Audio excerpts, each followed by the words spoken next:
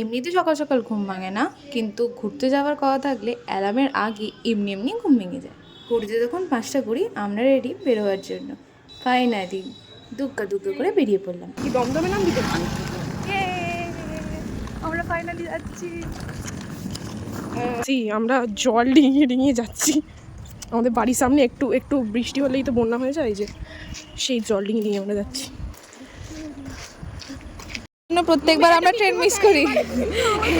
কখন ডেকেছি, বলেছি 5:30টায় আমরা বেরোবো, কোনো মতে ঘুম থেকে ওঠে। 5:30টায় ঘুম থেকে উঠেছে, 5:30টায় ঘুম থেকে উঠেছে।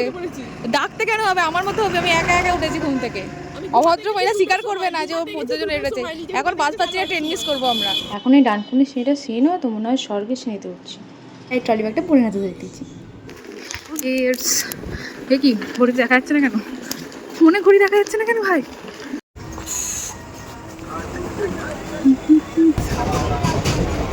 ব্রেক হচ্ছে টি ব্রেক। বিস্কুট খেয়ে নিয়েছি আমরা আগে আগে।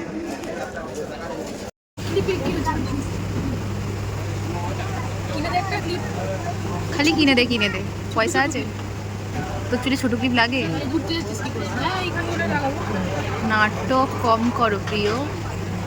ম্যাডাম পৌঁছে গেছি না, বুঝতে আছিস না? পৌঁছে গেছিস না?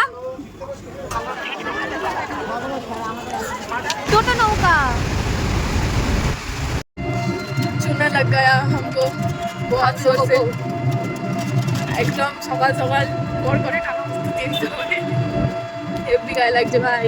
33 টাকার জায়গায় 600 টাকা দিয়ে মায়াপুরে আসা এবারে ভারী হয়ে গেছে আমাদের জন্য। আর আমি আসবো না এই সোমবারের আগে। এইসব শ্রাবণ মাসে আসবেন না, খালি সময় আসতে হবে। যে নদীটা পার করতে 3 টাকা লাগতো, সেই নদীটার জন্য আমাদের 300 টাকা দিতে হচ্ছে ভাই। তুই finally reach Mayapur, third time. ভালো লাগছে, আকাশের জন্য কম্বিনেশনটা সেই লাগছে।